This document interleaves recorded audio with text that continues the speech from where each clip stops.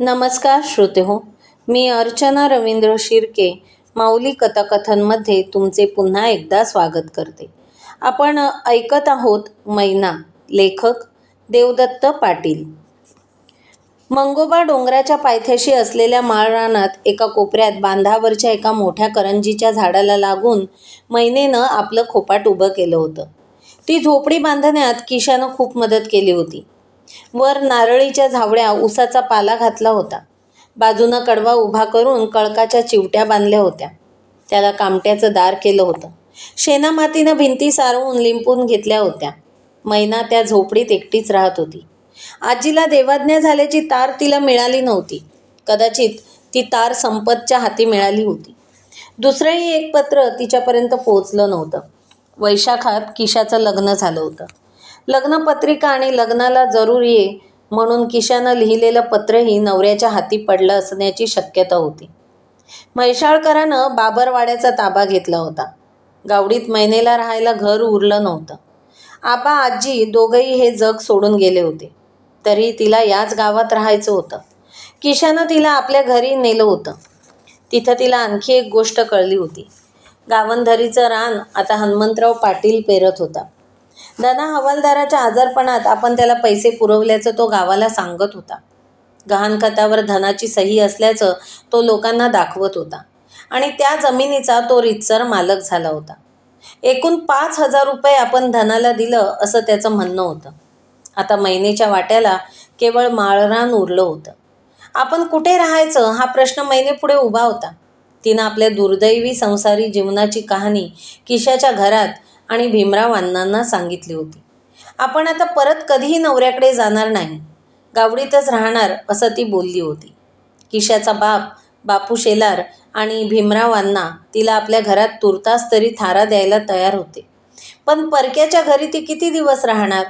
तिनं ठरवलं की आपण आपल्या हक्काच्या जागेत राहू. माळरानात झोपडी बांधायची आणि तिथं राहायचं.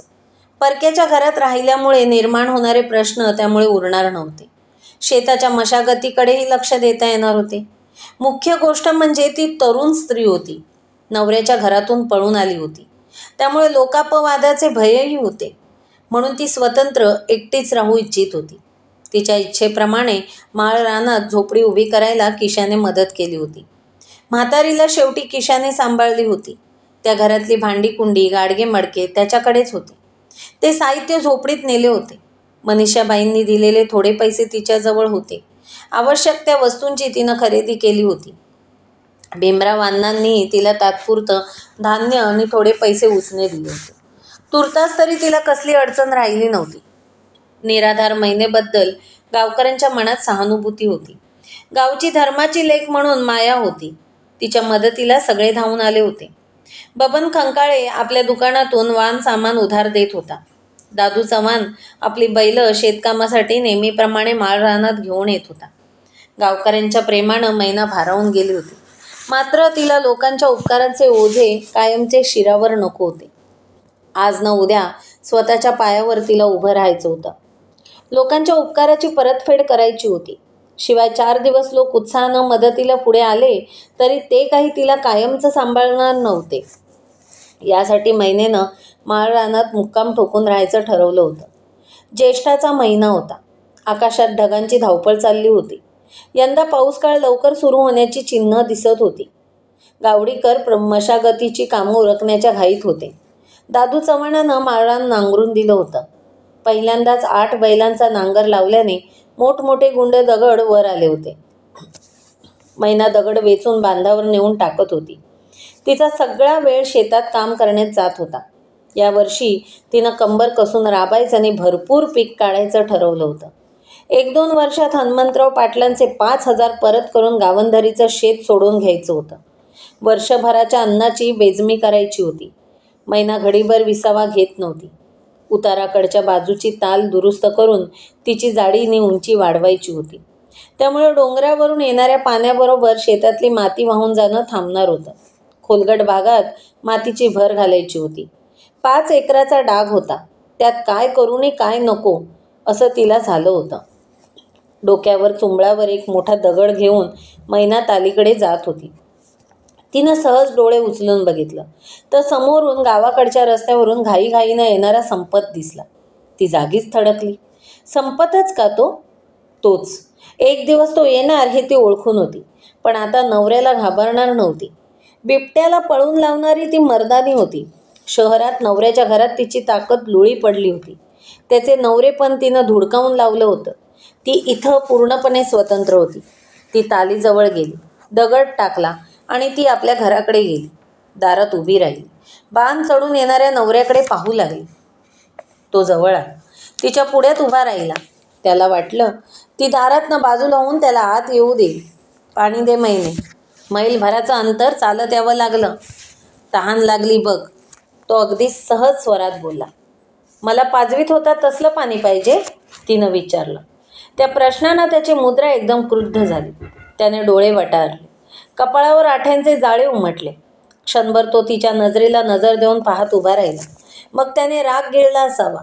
तो प्रयत्नपूर्वक सौम्य आवाजात बोला. उगीच वाकड्यात शिरू नको. दारूच्या नशेत रागाच्या भरात झाली असेल माझ्याकडून चूक. आता ते सगळं विसरायचं. यापुढे मी तुझ्याशी चांगलं वागायचं ठरवून आलोय. जे माझ्या हातून घडलं त्याबद्दल खूप पश्चाताप वाटतोय मला. तुम्हाला काय वाटतं ते घेऊन मला काय करायचंय? तुमचा माझा संबंध संपला. संबंध संपला असं म्हटल्यानं नवरा बायकोचा संबंध संपतात होय?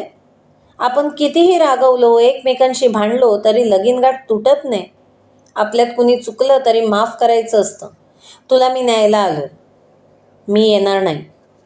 अजून तुझा राग गेला नाही तर? ठीक आहे, मी रजा काढून आलोय. 4 दिवस मीही थांबतो इथं. तुझा राग निवाल्यावर जाऊ. मी परत नांदायला येईन हे तुम्ही मनातून काढून टाका आणि चालायला लागा. तुम्हाला माझ्याजवळ थारा नाही. मी नवरा आहे तुझा. तुला घेतल्याशिवाय जाणार नाही. मी नाही येणार. तुमची जोर जबरदस्ती इथं नाही चालायची. मी माझ्या गावात आहे, माझ्या घरात आहे. तुम्ही माझं काय हाल केल्यात, किती छळल्यात ते मी विसरीन असं वाटते? अगं, पण यापुढे मी चांगला वागणार आहे म्हणून सांगतो ना. एकदा विश्वास तर ठेवून बघ. पुन्हा तुला त्रास दिला तर विचार मला.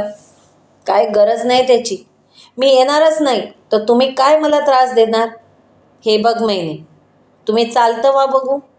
माझं म्हणणं ऐक तर. काय ऐकायचं नाही मला. म्हणजे तू बऱ्या बोलानं येणार नाहीस. मी नावाचा संपत माने आहे. तुला उचलून घेऊन जाईन. कोण मला अडवतंय ते बघायचंय. गप गुमान चल. नाहीतर. संपत पुढे आला आणि त्यानं तिचा उजवा हात धरला. महिनेनं झटक्यात तो हिसडून टाकला आणि ती आत गेली. जवळच कुडात तिने कुऱ्हाड खोवून ठेवली होती. ती ओढून घेतली आणि आत पाऊल टाकायला बघणाऱ्या संपतच्या पुढ्यात कुऱ्हाड परजवत आली. महिनेच्या हातात कुऱ्हाड बघून संपत चमकला. तो 2 पावलं मागे सरकला. नवऱ्याला कुऱ्हाडीची भीती दाखवतेस? तू तू नवरा नाहीस, वैरी आहेस माझा. तू गप गुमान पळ इथनं, नाहीतर मुंडकं तोडल्या बिगर राहणार नाही मी. तुझा मार खाऊन रडत बसणारी महिना नव्ह मी. महिने, तुझ्या आईला मी पोलीस खात्यातला माणूस आहे. अजून कुठं तू पोलिसी हिसका बघितलेस? उद्या तू पाया पडत येशील. अरे जा खासतारा. तुझ्या पाया पडीन ते विसर आता. पाय पुढं टाकलास तर पाय तोडून टाकीन. मागं फिर. तिनं कुऱ्हाड वर उचलली. तोच संपतनं अतिशय जलद हालचाल केली. त्यानं कुऱ्हाडीचा हात पकडून तिला मागे ढकललं. ती धडपडली, पण लगेच तिनं स्वतःला सावरलं. तो तिच्या हातातली कुऱ्हाड काढून घेण्यासाठी झटू लागला. दोघांची जोरात झटपट सुरू झाली. महिना चवताळली. ती जिद्दीने आक्रमकपणे लढत होती. शेवटी कुऱ्हाड बाजूला पडली. संपतही आता चिडला होता. बाई माणूस आपल्याशी झुंजते म्हणजे काय? त्यानं तिच्या बुचड्याला हात घातला. मात्र महिनेने त्याचं मनगट आपल्या जबड्यात पकडलं. तिचे दात मासात रुतले. रक्ताची चिळकांडी उडाली. तो किंचाळला. त्यानं दुसरा हात तिच्या मानेला घातला आणि अंगठा घाटेवर दाबत तिला मागे रेटलं. गळ्यावर दाब पडल्याने महिनेच्या जबड्याची पकड सैल पडली. त्यानं हात ओढून घेतला आणि दोन्ही हातानं तिची मान पकडली. आता संपतच्या डोळ्यात रक्त उतरलं. तो तिचा गळा दाबू लागला. ती त्याचे दोन्ही हात फासटू लागली आणि संपतला कुणीतरी पाठीमागून ताकदीनं मागे ओढली. तिच्या गळ्यावरची पकड निसटली. हे काय चालवलंय पाहुणं? महिनेनं बघितलं तर किशा. तिनं पदर सावरला. तोंडाला लागलेलं रक्त पदरानं पुसलं. कसलं भांडण चाललंय? तो विचारत होता. हिच्या आईला नांदायला चल म्हणताना येत नाही म्हणते, उलट कुऱ्हाड घेऊन माझ्यावर चालून येते. म्हटलं दाखवावा माझा पोलिसी हिसका. या रांडचा जीवच घेतला असता. पण संपत मनगटावरचं रक्त रुमालानं पुसत बोलत होता. पाहुणं, जरा दमानं घ्या. तिच्या मनात नसल नांदायचं तर तुम्ही जोरा करून काय उपयोग? तू कोण मला सांगणार? मी किशा. लई लवकर वळख विसरला पाहुणा. तुम्ही 2-3दा गावडीला आला तेव्हा माझ्या घरचं अन्न खाल्लं तुम्ही, आणि तू कोण म्हणून विचारतास मला? पण नवरा बायकोच्या भांडणात मध्ये पडायचं कारणच काय? काय तुझा संबंध? नवरा झाला म्हणून काही हिचा जीव घेणार तुम्ही आणि मी ते बघत बसू गप्पवानी? ही बायको आहे माझी. हिचं काय करायचं ते मी ठरवीन. पाहुणं, जरा डोसकं थंड करा आणि मग काय करायचं ते ठरवा. भांडाभांडीनं परसनं सुटणार आहे का? तुमचं म्हणणं काय आहे ते मला सांगा. मी हिला घेऊन जाणार. बऱ्या बोलानं ती आली तर ठीक, नाहीतर पुढचं बोलूच नका. ती येत असेल तर जावा घेऊन. तिच्या मनात नसल यायचं तर तुम्ही गुमान जावा आपल्या गावाला. ही गावडी आहे. तुमची जोरजबरी चालायची नाही इथं. गावात लोकांसनी कळलं तर तुम्हासनी जित्ता पुरतील. तुम्ही मग पोलीस असा नाही तर फौजदार असा. ते भ्या नका दावू आम्हासनी. मैने, तुझा विचार काय सांग बघू? किशानं मैनेला विचारलं. तुला मी आधीच सांगितलंय नवं, ह्या भाड्यानं किती हाल केल्यात ते. माझ्या ताटात मुतला ह्यो बैल भाड्या. किरडी बांधली ह्याची. मैना तोंडाला येईल त्या शिव्या देऊ लागली. तसं किशा बोलला. पाहुणं, तुम्ही आता निघणं बरं. ती काय येणार नाही. मी बघतो कसं येत नाही ते. तू जा. ते जमायचं नाही. तुम्ही आपलं मानानं जावा. ते तुमच्या हिताचं आहे. निघा बघू, किशानं सांगितलं. संपत क्षणभर घुटमळला. या परिस्थितीत काय निर्णय घ्यावा ते त्याला सुचेना. दांडगावच्या उपयोग होईलचं वाटलं होतं. भोळ्यानी आड्यानी बायकोला केवळ धमकावून नेता येईल असा त्याचा अंदाज होता. आपण पोलीस असल्याने गावकरीही दबकून राहतील हा त्याचा होरा. पण आपण बळजोरी केली तर खेड्यात अडकून पडू अशी भीती आता त्याच्या मनात निर्माण झाली. मुंबईत गरीब गाय वाटणारी बायको गावडीत चवताळलेली वाघीण झाली होती. गोडी गुलाबीनं समजूत घालून उपयोग झाला नव्हताच, पण धमकावण्यानेही काम साधलं नव्हतं. आता निघून जाणं शहाणपणाचं आहे हे त्यानं ओळखलं. ठीक आहे, जातो मी. पण मैने ध्यानात ठेव, तुला नांदायला यावंच लागेल. तुला इतका कसला जोर आलाय ते ओळखलंय मी. ह्या किशाच्या नादी लागलीस तू. तरी म्हटलं, तुला मुंबईत राहणं का आवडत नाही ते. सारखं गावडीला जाऊ असं का म्हणत होतीस ते लक्षात आलंय माझ्या. पाहुणं, थोबाड आवरा. वाईट वंगाळ बोलला तर दाढवान मोडीन. किशा संतापून ओरडला. वेळ येईल तेव्हा तुला ह्याचा जाब द्यावा लागेल. म्हणून संपत बाहेर पडला आणि बाण चढून रस्त्याला लागला. तो दूर जाईपर्यंत किशा दारात उभा होता. वेळेवर आलास बघ, नाहीतर या तिरडीवाल्यानं जीव घेतला असता माझा. पण मी बी तयारीतच होते. त्याला बी मी साजसजी मरू दिलं नसतं. आता मैना बडबडत होती. संपत माळ रानातनं उतरून पुढे पांदीत दिसेनासा झाला. तसं किशा मागे वळला. आत गेला आणि जुन्या ट्रंकेवर बसला. उठ आता. तो गेला. आता बडबडून काय करायचं? तोंड धु. मैना उठली. तांब्यावर पाणी घेऊन बाहेर गेली. तोंड धुवून चुळाप भरल्या. पदरानं तोंड पुसत ती आत आली. तांब्या ठेवून ती चुलीजवळ गेली. चहा घेतोस नवं? तुझ्यासाठी करणार असलीस तर मला बी ठेव. मैनेनं चुलीवर भगुनं ठेवलं. त्यात 2 कपाचं पाणी घातलं. चुलीत 2 लाकडं सारली. 2-3 धाटं मोडून घातली आणि जाळ केला. चहाची पावडर साखर भगुन्यात टाकून ती जाळ सारत फुलवत बसली. मैने, इथं नवऱ्याबरोबर 2 हात करायला तयार झालीस, मग तो तुझं कसं बी हाल करीत होता तेव्हा का सगळं गप सोसत बसलीस? तिथं मला काय झालतं कुणाला ठाव. भीतीच वाटायची बघ. हातापायातनं वारं गेल्यासारखं व्हायचं. आता तुझा नवरा बोलवायला आलता म्हणजे अजून बी तुला नांदवायची इच्छा हाय वाटतं त्याची. मडं उचललं त्याचं. तो मला कवाच मेलाय. तो मेलाय म्हटल्यानं मरणार आहे का त्यो? एकदा लगीन झालं की नवरा त्यो नवरा आणि बायको ती बायको, हे नातं तोडता येतंय? मी तर तोडलंय. मला नवरा नकोच आहे. ह्यो नको असला तर दुसरा करायचा. पाठ लावायचं. शाना आहेस. बाबर घराण्यातली आहे मी. आमच्या घराण्यात कवा कोणी पाठ लावलाय का? अगं आयुष्यभर तू अशीच राहणार, एकलीच? का? त्यात काय अवघड आहे? राबायचं आणि पोटाला खायचं, आरामात जगायचं. हे सगळं तोंडानं बोलायला सोपं आहे मैने. नवऱ्याबरोबर भांडून आलेस म्हणून आत्ताच तुला त्याचं काय वाटत नाही. पर ह्यो राग थंड झाल्यावर तुला वाटायला लागल नवऱ्या बिगार जगणं काय खरं नवं. त्यातनं एखादं पोर तुझ्या पोटाला जन्मलं असतं तर त्याच्याकडे बघत देश ढकलता आलं असतं. तुला कोण भाऊ बहिणी बी नाहीत. एकट्यानं जगणं तुला वाटतंय तेवढं सोपं नाही. त्याची सवय होईल मला. आमचा आजा मेल्यावर आजी एकटीच जगली. आपण मिलिटरीत असताना आई एकटीच होती. मी बी नवऱ्याशिवाय जगून दाखवीन. पोरं बाळ नाही तेच बरं हाय. त्या खविसाचं पोर माझ्या पोटात वाढलं नाही ते लई चांगलं झालं. तसं झालं असतं तर मी पोटच फाडून घेतलं असतं. महिन्यानं फडक्यातनं 2 कपात चहा शोधून घेतला. किशाला 1 कप आणून दिला. आपण 1 घेतला. तुझं वय काय अजून लय झालं नाही. लगीन होऊन 3 वर्ष झाली तरी. म्हणजे तू अजून 20च्या आतच आहेस. अजून लई वर्ष काढायची आहेत तुला. जगायचा कटाळ येत नाही तवर जगायचं. जगणं नको होईल तेव्हा बघू काय करायचं ते. त्याची काळजी आत्ता कशाला? ते बी खरंच म्हणायचं. मैने, तुझ्या बोलण्यात लई फरक पडलाय. बरंच शुद्ध बोलतीयस की. लिहायला वाचायला सुद्धा शिकलेली आहे मी. मुंबईत मनीषाबाई नावाची मास्तरीण माझी मैत्रीण होती. तिनं शिकवलं मला. पेपरसुद्धा वाचते मी. आईला, लिहाया वाचाया सुद्धा येतंय तुला? तुला खोटं वाटतंय? उद्या पेपर घेऊन ये, मी दावते वाचून. हे एकदम बेस्ट झालं. किशानं चहा संपवून कप बाजूला ठेवला. पण तू आज इकडं कसं काय आलास? तिनं आपला रिकामा कप खाली ठेवत एकदम विचारलं. हां, म्हणजे मी येऊ नको का काय इकडं? तसं नवरं. पण परवा तुझं लगीन झालंय.